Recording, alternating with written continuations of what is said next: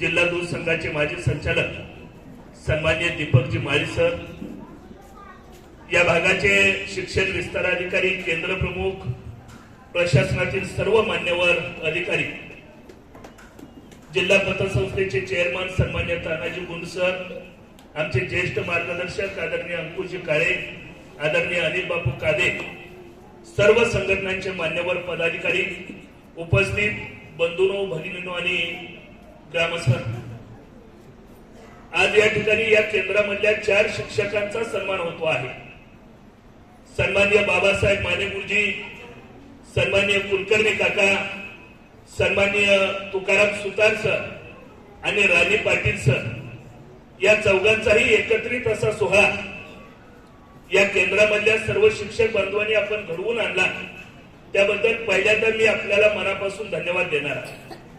बऱ्याच वेळेला असं घडतं, प्रत्येकाचा चौथा सुभा आणि प्रत्येकाचे कार्यक्रम आणि सर्वांची उन्हातानामध्ये धांदल, हे सगळं थोडं बाजूला ठेवून आपण एकत्रितपणाने हा कार्यक्रम घडवून आणला, त्या आयोजकांना पहिल्यांदा मनापासून धन्यवाद देणार आहे। संत श्रेष्ठ तुकाराम महाराजांनी म्हटलंय, याच्यासाठी केला होता अट्टहास, शेवटचा दिस गोड व्हावा। 35 ते 36 वर्ष सरासरी सेवा पूर्ण करून ही चौघही मंडळी या ठिकाणी निवृत्त होत आहेत।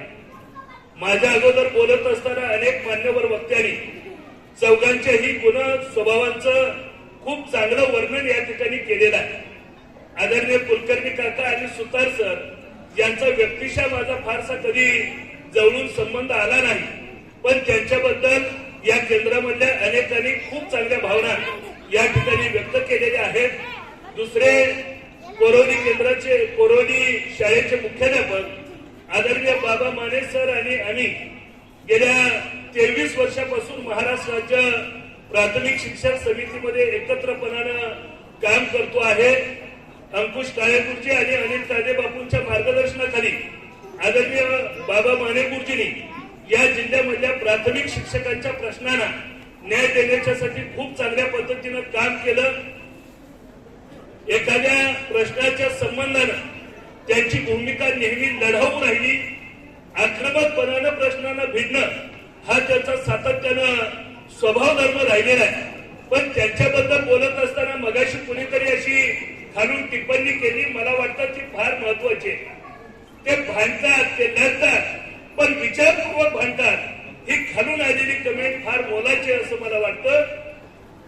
समाजकारणामध्ये, राजकारणामध्ये वावरताना बऱ्याच वेळेला फक्त आक्रस्ताळेपणा असतो आणि त्याला विचाराचा कुठलाही आधार असत नाही, पण याला अपवाद राहण्याचं काम आदरणीय बाबा माने गुरुजींनी या ठिकाणी केलेलं आहे। मोहोळ तालुका ज्या काळामध्ये शिक्षक समितीची उभारणी होत होती, त्या तालुक्यामधल्या सगळ्या ज्येष्ठ मान्यवर मंडळींच्या मार्गदर्शनाखाली या तालुक्यामध्ये फार मोठं काम उभं राहिलं।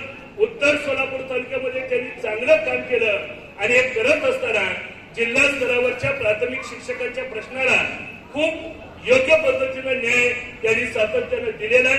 संघटनेनं देखील त्यांच्या कार्यकर्तृत्वाला वाव देताना अनेक जबाबदारीची पदं त्यांना दिली, त्या प्रत्येक जबाबदारीच्या पदाला यथोचित अशा पद्धतीनं न्याय देण्याची भूमिका आदरणीय बाबा माने गुरुजींनी केली आहे। त्याच्या बरोबरीनं आदरणीय राणी पाटील सर यांचा आणि आमचा देखील गेल्या अनेक वर्षापासूनचा सहवास आणि सानिध्य आहे। मला वाटतं शिक्षक सेनेच्या माध्यमातून त्यांनी